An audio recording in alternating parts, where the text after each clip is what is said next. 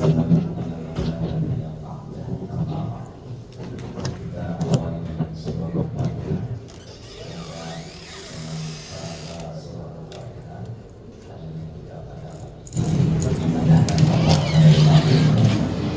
semoga ilmu yang insya Allah kita dapatkan ini bermanfaat buat kita dunia dan akhirat. Ini yang Bismillahirrahmanirrahim. Alhamdulillahirabbil alamin arrahmanir rahim maliki yaumiddin. Iyyaka na'budu wa iyyaka nasta'in ihdinas siratal mustaqim siratal ladzina an'amta 'alaihim ghairil maghdubi 'alaihim waladdallin. Amin ya rabbal alamin. Bahasa Arabnya kebaikan itu bisa disebut dengan sebutan amal soleh. Tapi kebaikan juga bukan hanya disebut amal soleh, tapi juga disebut dengan hasanah.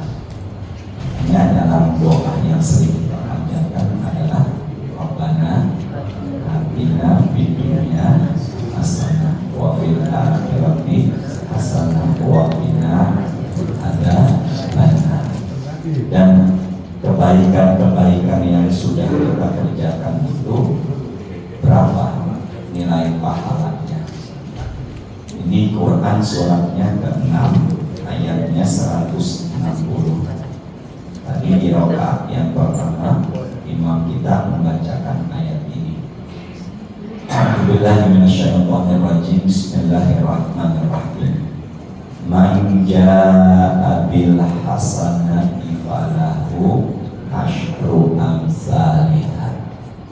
Setiap kebaikan yang kita kerjakan, Allah menjanjikan pahala paling sedikit itu 10 kali lipat. Paling sedikit 10 kali lipat. Makanya puasa ayam bid itu dikerjakan setiap bulan selama berapa hari? 3 hari. Maka kalau sumbernya ayat ini, paling sedikit 1 hari pahalanya 10. Maka kalau kita berpuasa selama 3 hari, maka seakan-akan kita berpuasa selama 1 bulan. Benar ya? Nah, karena setiap bulannya kita nggak putus puasa ayamul bid 3 hari setiap pertengahan bulan, maka seakan-akan kita seperti berpuasa setahun lamanya. Maka bisa dipahami, kita pahami setiap amal ibadah standar minimal pahalanya yaitu 10. Ya, ini standar apa standar minimalnya. Berapa nilai pahalanya paling banyak Ustaz? Paling banyak nilai pahalanya sesuai dengan Quran dan hadis. Di hadis dikatakan sarwa'ini aqidiyafin 700 dilipat, 700 kali lipat. Makanya pahala bersedekah itu seperti 1 butir, 1 benih menghasilkan berapa tangkai? 7. Dan setiap tangkai berbuah berapa? 100. Makanya kalau kita bersedekah 1000, itu di sisi Allah pahalanya 700.000. Maka disitulah kita bisa pahami amal ibadah biasanya pahalanya paling sedikit 10, paling banyak 700.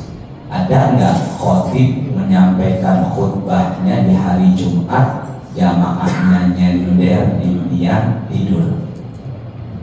Ada nggak? Ada di masjid. Ya pokoknya yang jelek-jelek cepat ya semuanya. Di masjid mana? Di sini ada kan? Nah itulah yang saya khawatirkan, pahalanya nggak sampai di angka berapa tadi? 700. Apa yang membuat itu? Karena satu, bisa jadi adalah niatnya. Yang kedua, bisa jadi adalah diganggu oleh jin. ya, diganggu oleh jin. Makanya setiap kehidupan lini kehidupan kita pasti ada aja yang mengganggunya, yaitu jin. Maka mulai saat ini kita semangat, fokus, konsen dan ikhlas dalam beribadah agar mendapatkan pahala di angka berapa tadi? 700 kali lipat.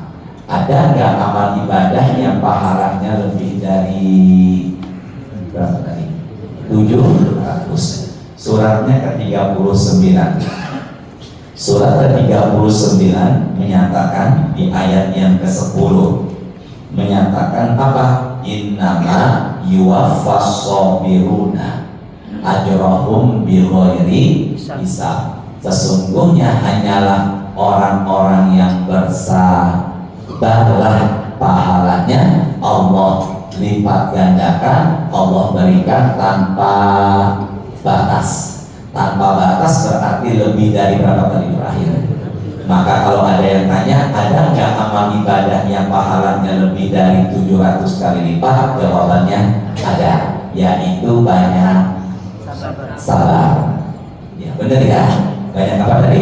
Sabar. Makanya pahala sabar itu bisa 1.000.000, 1.000.000.000, 1.000.000.000, pokoknya sekehendak Allah tanpa batas. Dan saya tanya, sabar susah atau mudah? Susah kalau nggak dilatih dengan puasa. Makanya amalan yang membuat kita menjadi orang yang sabar, kitanya tuh harus sering apa? Puasa. Kembali lagi ya, kita ulangi ya. Standar minimal pahala yaitu 10, paling banyak di angka 700, dan ada pahala lebih dari 700 yaitu apa?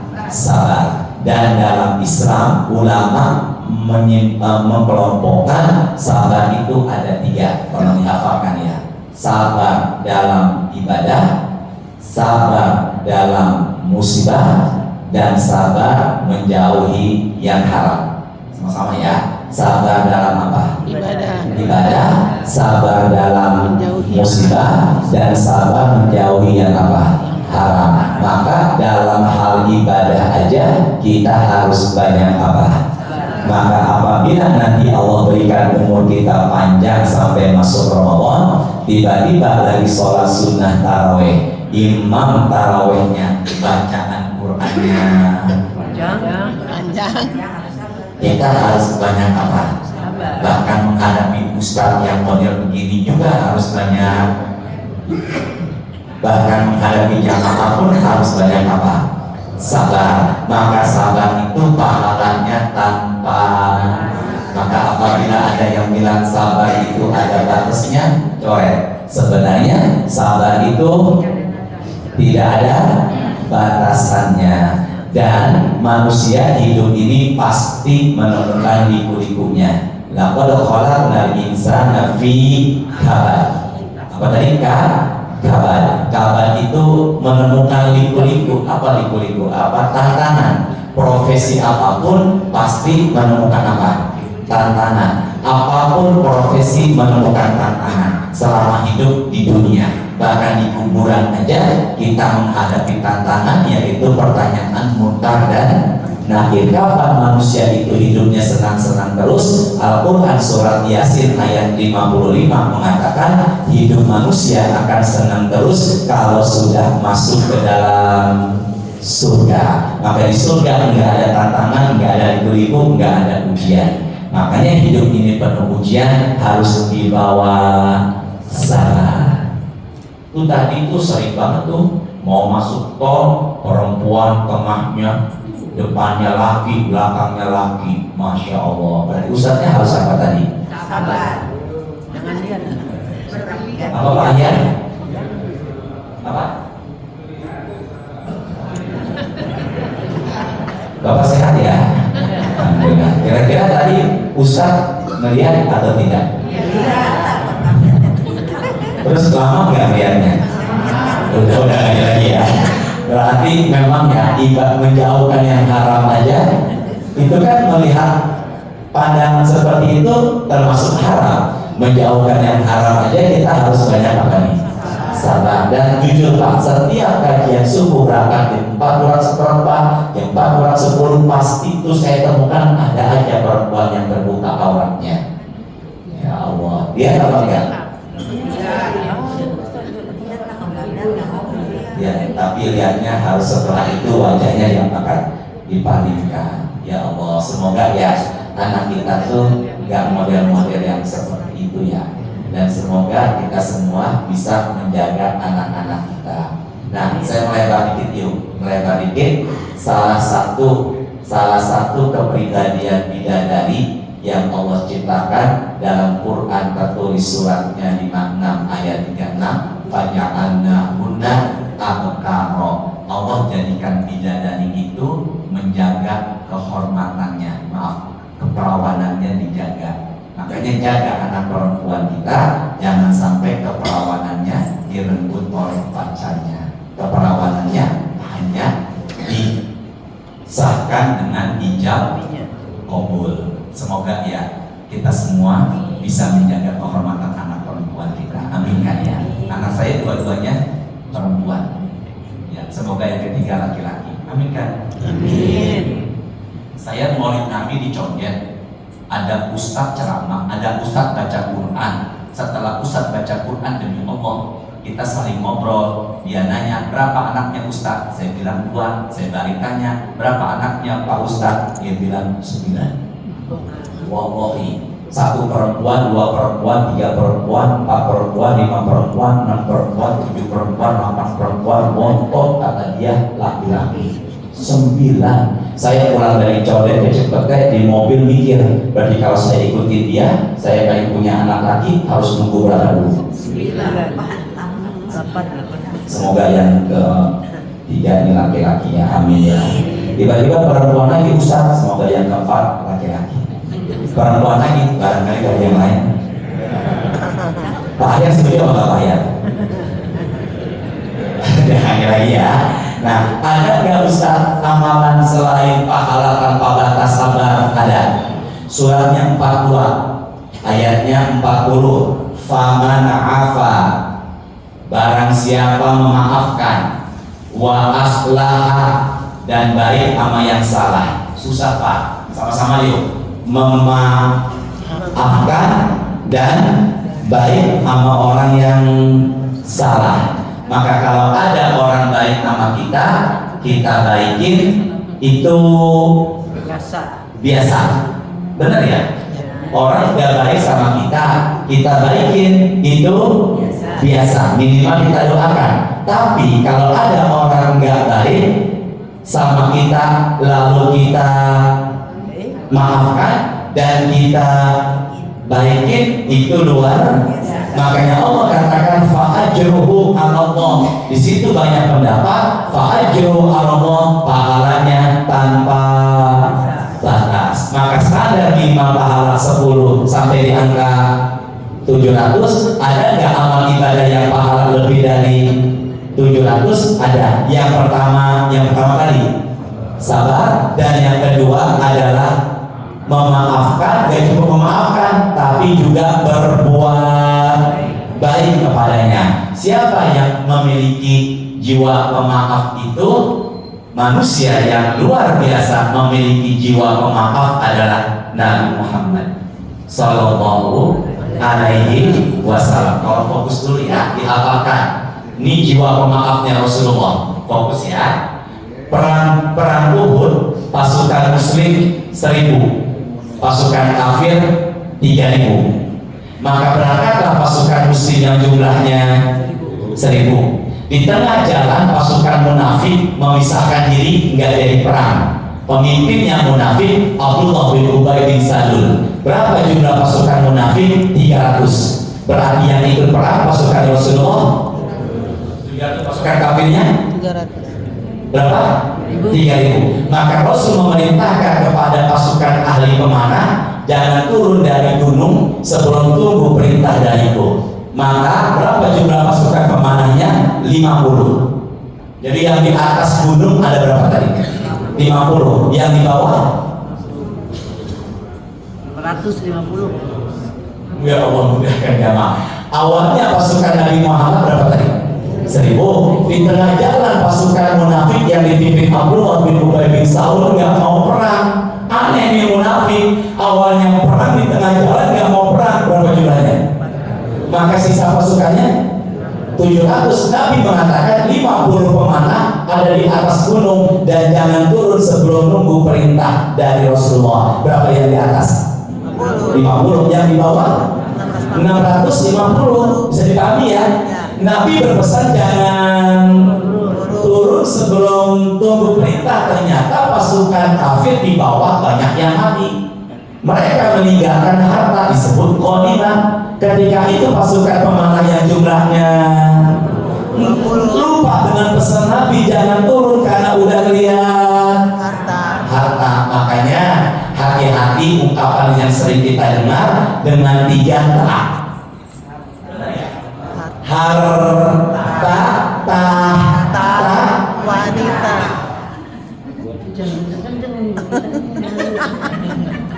Banyak orang yang jatuh karena tergoda harta. Banyak orang yang menyakiti sesama karena demi memperebutkan tahta. Dan banyak orang yang terjatuh laki-laki tersungkur bangkrut gara-gara rayuan Harta. Tapi juga banyak wanita yang membuat suami semakin sukses. Jadi bukan berarti semua rayuan wanita itu menghancurkan laki-laki. Keberhasilan suami pun karena perannya siapa? Istri. Wanita. Ada nggak ustadz atau kiai istrinya 2? Banyak. Jangan bilang banyak, kan nanya ada apa enggak? Ada apa enggak ustadz atau kiai istrinya 2? Sampai mana tadi bisa ngomong tuh? Setiap pasukan. Harta, tahta dan apa tadi? Ke tangan saya ya. Ini yang 50 turun demi mengambil apa nih? Harta. Setelah itu pasukan yang kala itu masih kafir Khalid bin Walid naik ke atas. Berapa jumlahnya? 300 pasukan kafir. Maka pasukan muslim yang ada di bawah dipanahnya sama pasukan kafir yang di atas yang berjumlah 300. Maka ketika perang Uhud pasukan Rasulullah kalah, yang menang adalah pasukan kafir. Kesalahan itu karena pasukan yang tadi, kekalahan pasukan Nabi Muhammad karena kesalahan pasukan yang jumlahnya 50. Pak jadi Imam. Kira-kira apa yang Pak Ayat berbuat terhadap 50 pasukan pemanah yang udah bikin salah?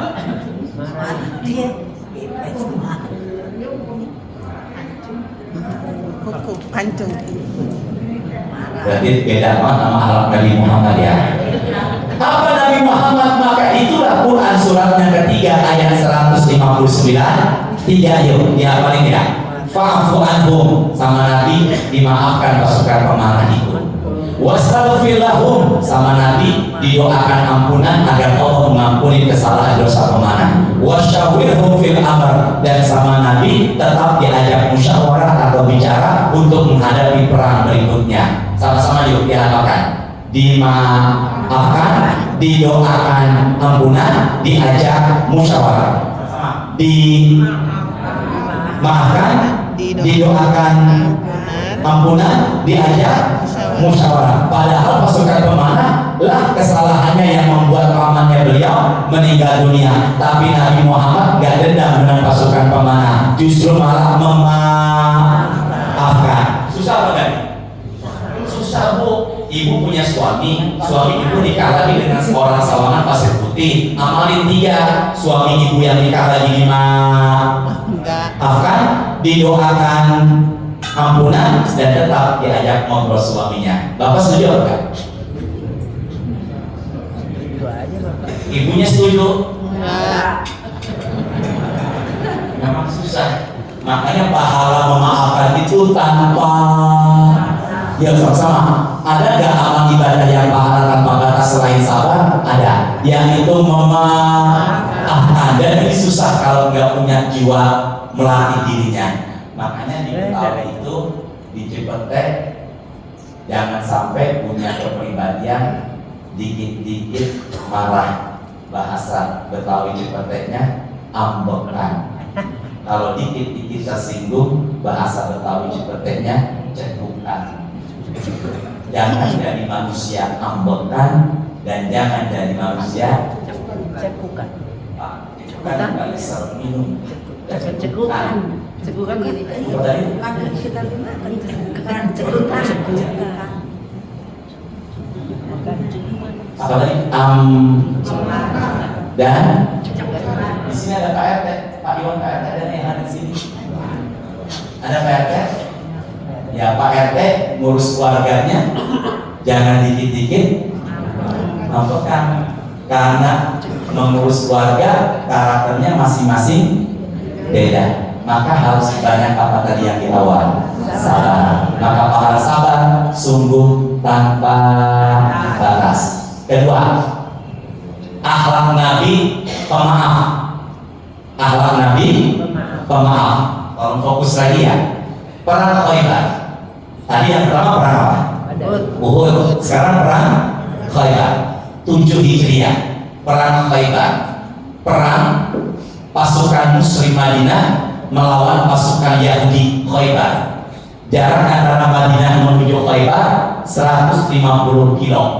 Pasukan Khaybar mengalami kekalahan. Ini Yahudi yang suka menghasut pasukan Muslim Madinah. Maka banyak pasukan Yahudi yang wafat dan kemenangan diraih oleh pasukan Rasulullah. Sama-sama ya. Kalau perang Uhud, Nabi Muhammad pasukannya menang atau kalah? Tapi kalau perang Khaybar menang. Perang Khaybar menang. Kalau perang Khaybar yaitu perang antara pasukan Muslim Madinah dengan pasukan orang-orang Yahudi. Ada perempuan Khaybar, perempuan Yahudi namanya Zainab binti Haris. Zainab binti Haris punya suami namanya Salam bin Mashkum. Salam bin Mashkum adalah suaminya Zainab dan mereka ini adalah orang Yahudi. Salam bin Mashkum suaminya Zainab binti Haris wafat, terbunuh ketika perang Khaybar oleh pasukan Muslim yang dipimpin Nabi Muhammad. Zainab binti Haris sakit hati kepada Rasulullah. Tolong dihafalin ya. Siapa tadi nama perempuannya? Bukannya Zainab. Tadi saya ngomong Zainab apa Zainab? Zainab.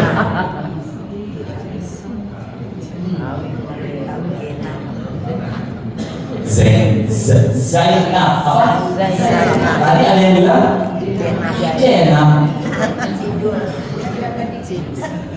Entar Zulaiha. Zulaiha. Fauzan. Ojan. Benar ya?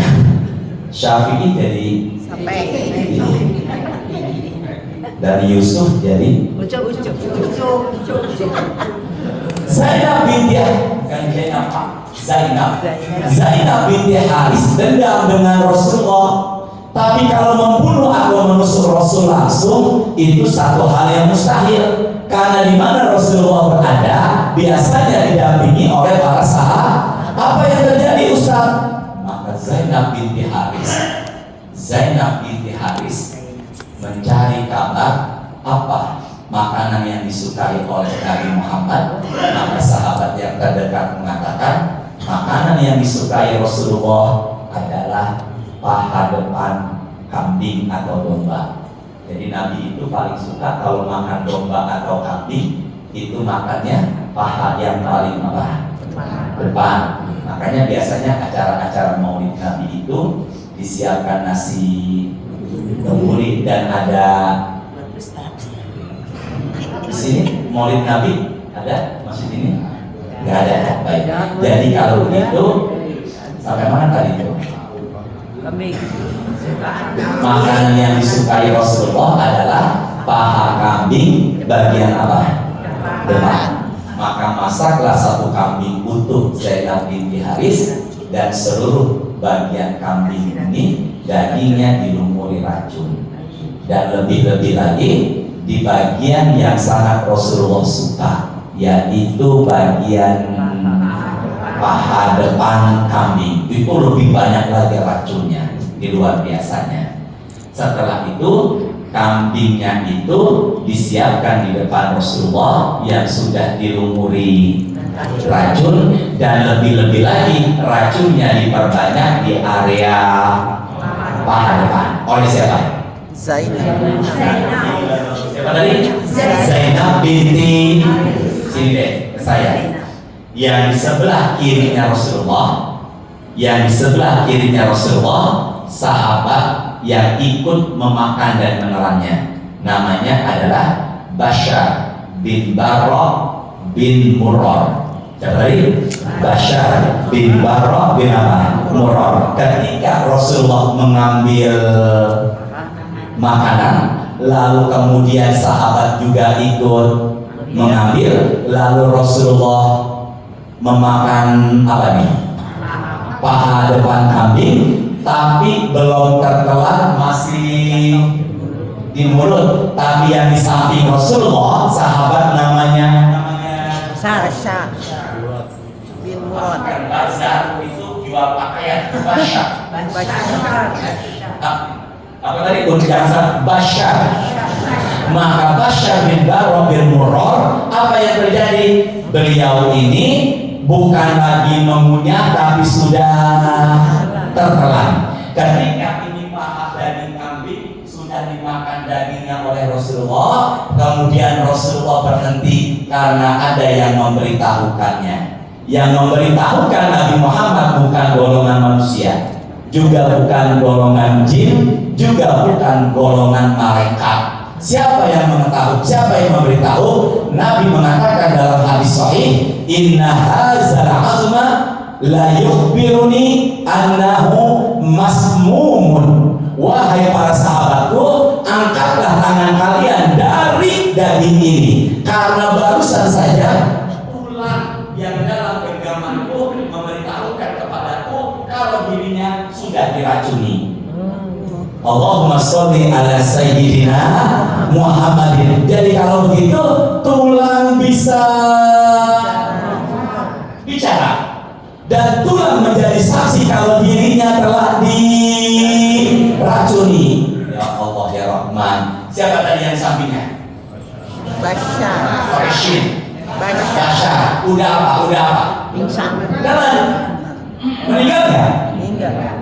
Enggak, harus yakin. Meninggal apa enggak?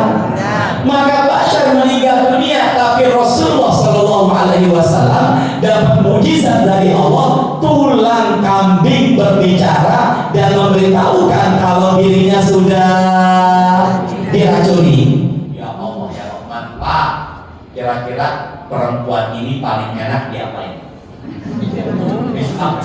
Iya sudah. Diapain Pak ya? Enggak. Ternyata akhlaknya Pak Hayar beda sama akhlaknya Rasulullah. Dimaafkan. Apa?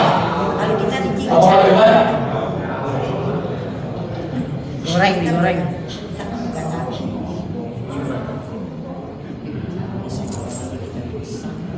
Iya, dia tadi ngomong Ustaz aja belum mampu gitu ya.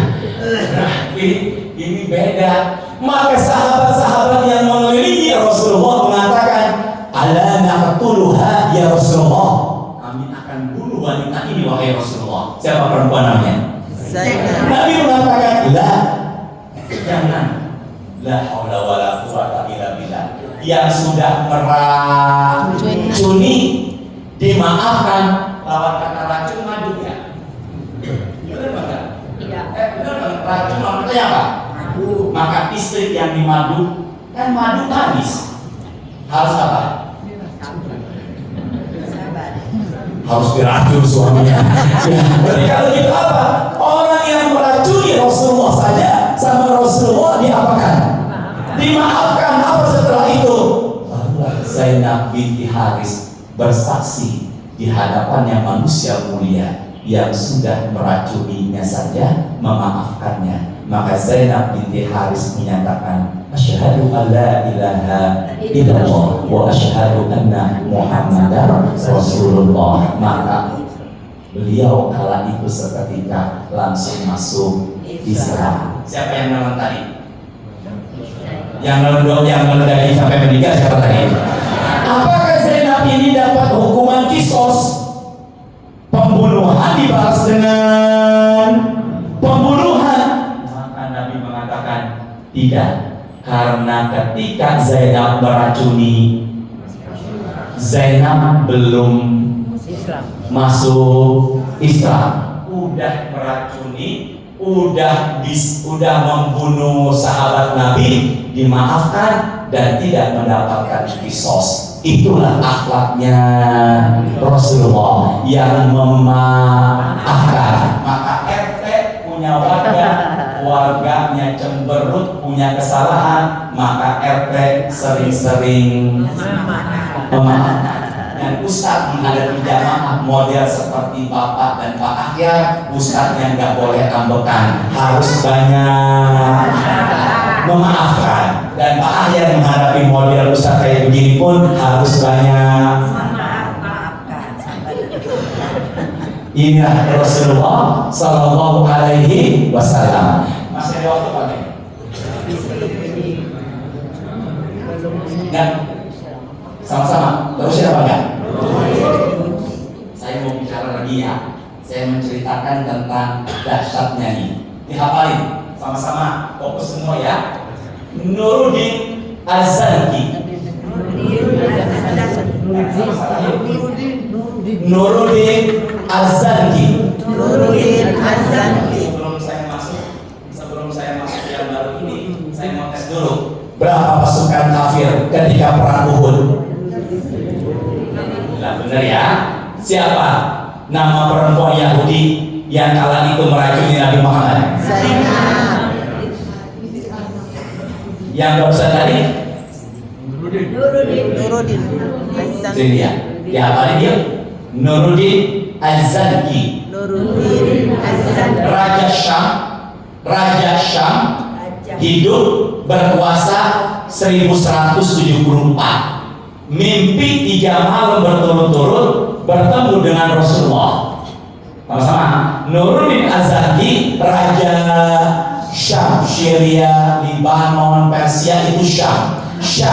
Raja Syam namanya Nuruddin Az-Zanki, berkuasa tahun 1174 dan mimpi bertemu dengan Rasulullah 3 malam berturut-turut. Man ro'ani faka'anna ma ro'ani fil yaqza. Barang siapa yang mimpi bertemu dengan aku, maka itu aku yang sebenarnya, karena setan tidak bisa menyerupai siapa? Rasulullah. Jadi Nuruddin Az-Zanki mimpi bertemu dengan Rasulullah berapa malam tadi? Saya dalam mimpinya, wahai Nuruddin, kata Rasulullah, selamatkanlah aku dari 2 orang ini, wajahnya putih, berambut pirang. Ulangi saya ya, dalam mimpinya siapa tadi? Nuruddin yang berjumpa dengan Rasulullah. Maka apa yang terjadi? Nuruddin dalam mimpinya berjumpa dengan Rasul dan Nabi mengatakan, wahai Nuruddin, selamatkanlah aku dari 2 orang ini, wajahnya putih, rambutnya pirang. Jadi 2 orang ini baik apa enggak? Tidak. Coba fokus ya. Selamatkan aku dari 2 orang ini. Berarti kalau 2 orang ini baik atau buruk? Buruk perangannya. Apa yang terjadi? Maka menterinya Nuruddin Az-Zanki, namanya Jamaluddin As-Sufi, mengusulkan kita ke Madinah, bawa pasukan dan bawa harta.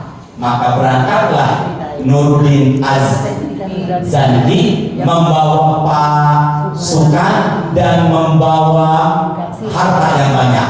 Maka Nuruddin Az-Zanki, karena beliau seorang raja, meminta gubernur Madinah mengumpulkan penduduk Madinah di masjid, lalu kemudian dibagi-bagi harta sambil melihat ada nggak 2 orang jahat yang ditunjuk oleh Rasulullah. Dipahami ya semuanya. Jadi pengen tahu 2 orang ini caranya, penduduk Madinah ngambil apa? Sambil melihat, oh selama dibagikan nggak ada yang di dalam mimpinya yang Nabi minta keselamatan, tolong keselamatan dari 2 orang ini. Maka Nuruddin mengatakan, wahai gubernur, ada nggak yang belum menerima hartaku? Kata gubernur, ada. 2 orang dari Maghrib. 2 orang dari mana? Maghrib itu Maroko, ahli ibadah. Setiap subuh sholatnya selalu berjamaah, dan selesai sholat subuh selalu membawa koper Terus tanggung terus. ini udah waktu cuti.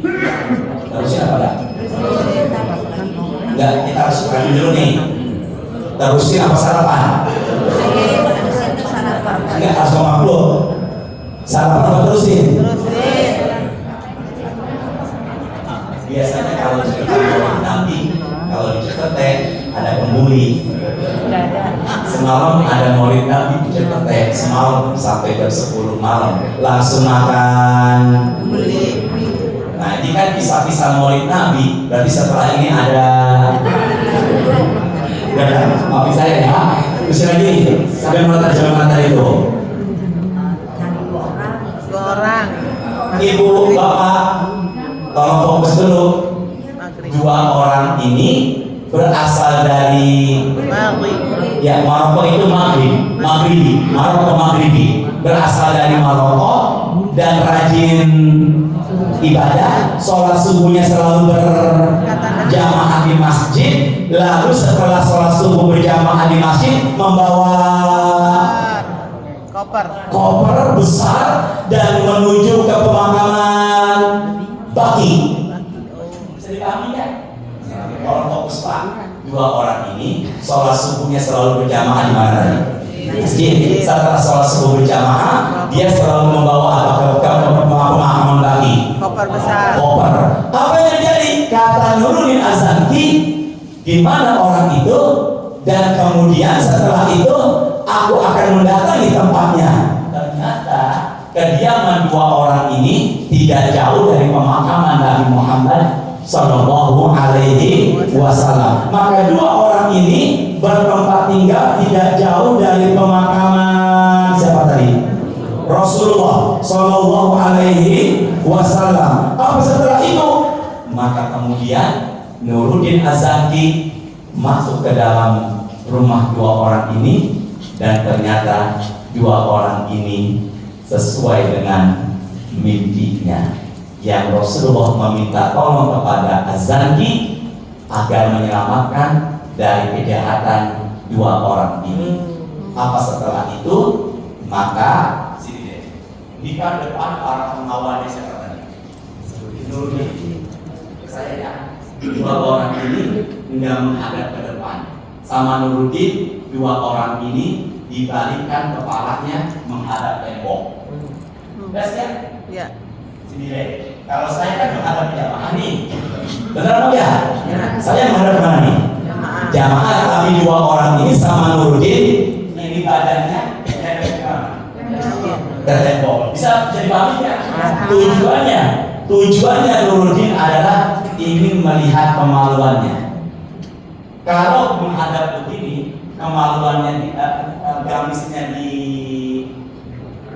bawahin, kan kelihatan bapak dan ibu melihat kelamin. Benar apa enggak? Maka 2 orang ini kelamin dihadapkan kemana tadi sama Nuruddin? Ke tembok, dan setelah dilihat ternyata 2 orang laki-laki ini kelaminnya tidak dikhitan. Tidak diapain?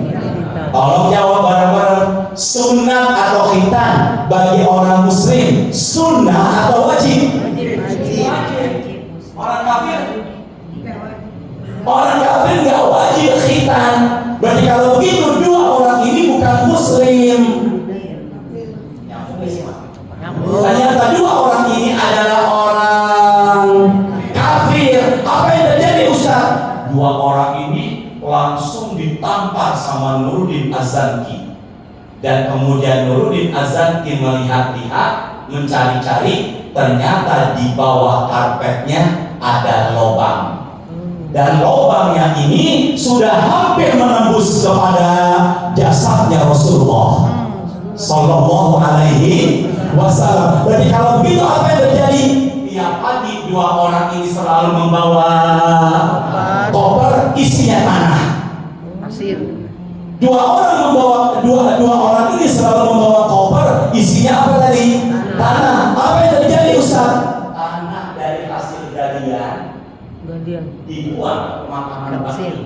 Caranya tanahnya dimasukin koper, kopernya dibawa ke pemakaman baki lalu dibuang. Jadi tanahnya itu apa Ustaz? Tanah galian.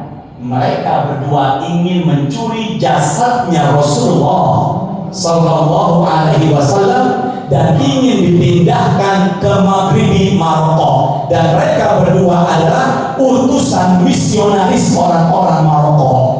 Tapi Al-Quran mengatakan, suratnya kalimat ayatnya 67, wallahu ya'simuka minan nas.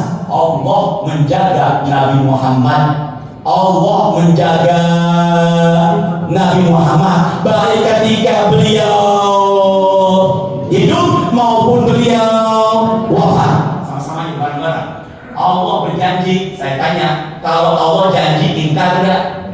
Nabi Muhammad janji ingkar enggak? Ustaz? Bisa jadi, bisa tidak. Jangan enak. Ada nggak ustaz yang ingkar janji? Ada. Daerah mana tinggal ustaznya?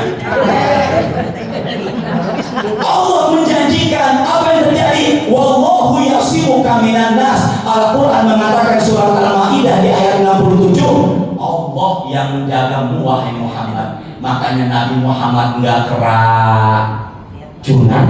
Yang tadi ke beliau diracuni enggak. Bahkan ketika meninggal jasad beliau pun dijaga oleh siapa tadi? Allah. Allahumma sholli ala Sayyidina Muhammadin. Maka mulai saat ini kita bisa pahami jasad Rasulullah masih ada apa enggak? Maka setelah itu Nuruddin menggali di sekeliling jasad Rasulullah pagar besi yang terbuat dari baja dicampuri dengan tembaga ke bawah. Tujuannya adalah menghindari pencurian jasadnya Rasulullah dari bawah tanah.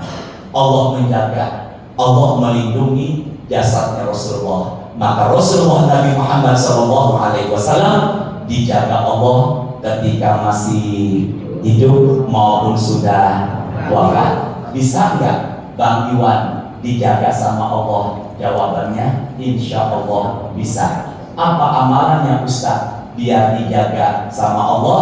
Ikuti saya, satu aja. Man sholla subha fi jama'atin fahuwa fi zimmatillahi.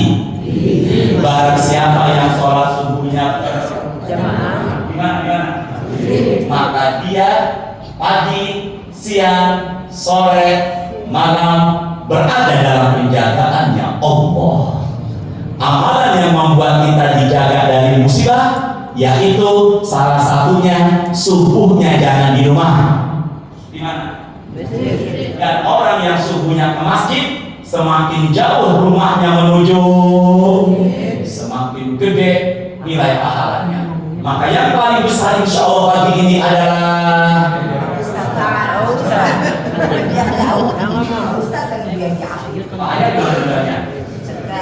maka kalau Pak Ahya tinggalnya dekat, biar kakinya melangkah, saksinya enggak hanya gitu-gitu aja, maka baiknya pergi dan pulangnya beda arah jalan.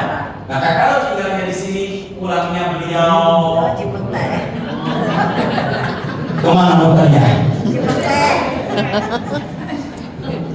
Semangat ibadah, semangat kita baca sholawat, dan semoga kita semuanya bersama Rasulullah di hari kiamat nanti. Terakhir, assalamualaikum ya Rasulullah. Assalamualaikum ya Habibullah. Assalamualaikum ya Nabi Allah. Ma min ahadin yusallimu alayya. Barang siapa yang mengucapkan salam kepadaku, illa radallahu alayya ruhi, maka Allah kembalikan ruhnya kepadaku dan aku sendiri yang membalas ucapan salamnya. Maka baru saat kita Assalamualaikum ya Rasulullah, Nabi Muhammad sendiri yang menjawab salam kita. Entah kapan pertemuannya akan datang. Semoga kita masih panjang umur sehat. Insya Allah saya ingin bahas detik-detik sakaratul mautnya Rasulullah. Bagaimana proses pencabutan roh yang keluar dari jasadnya Rasulullah. Bagaimana caranya Allah mencabut, dan ada nggak malaikat yang berwujud manusia, dan ketika itu apakah Nabi Muhammad mengalami sakit sakaratul maut? Insya Allah Continue. Subhanallahumma wa bihamdika asyhadu an la ilaha illa anta astaghfiruka wa atubu ilaik. Allahumma inna nas'aluka ilman nafi'an wa rizqan thayyiban wa amalan mutaqabbalan. Allahumma a'inna 'ala dzikrika wa syukrika wa husni ibadatik. Allahumma a'inna 'ala dzikrika wa syukrika wa husni ibadatik. Rabbana taqabbal minna innaka antas samiul alim wa tub 'alaina innaka antat tawwabur rahim. Allahumma shalli wa sallim ala sayyidina Muhammadin walhamdulillahi rabbil alamin. Jawab insyaallah ya. Semangat ibadah, insyaallah. Semangat menjaga akhlak, insyaallah. Semoga kita semua bisa menjadi manusia yang sabar dan bisa menjadi manusia yang memiliki jiwa pemaaf. Assalamualaikum warahmatullahi wabarakatuh.